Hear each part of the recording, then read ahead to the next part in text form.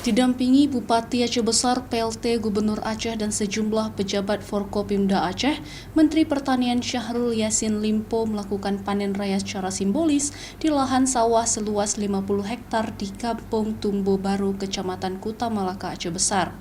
Namun secara keseluruhan panen raya musim tanam gadu atau musim tanam yang mengandalkan tadah hujan ini dilakukan di luas lahan seluas 8.000 hektar.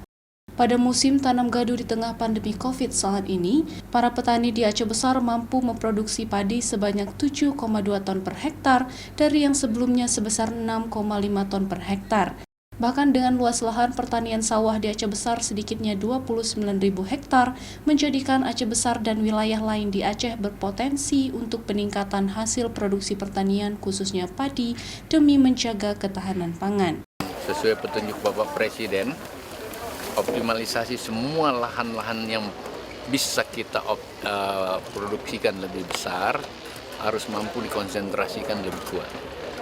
Dan secara alamiah Aceh memiliki potensi lahan yang cukup baik, tanah yang cukup subur, kemudian katakanlah matahari yang cukup baik, pengairan juga tidak kalah.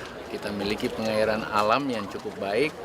Oleh karena itu, potensi untuk mengembangkan pertanian di Aceh ini sangat terbuka luas untuk kita.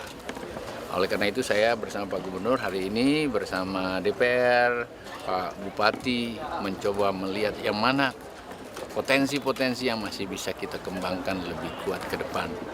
Aceh Besar memiliki luas lahan pertanian sawah sebesar 29.000 hektar, baik persawahan untuk musim tanam rendengan maupun untuk musim tanam gadu atau mengandalkan air hujan. Selain itu juga sawah irigasi sebesar 12.000 hektar dan selebihnya adalah sawah tadah hujan.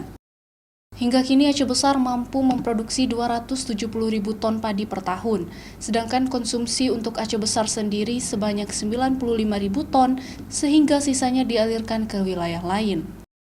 Mustajab, Kompas TV, Aceh Besar.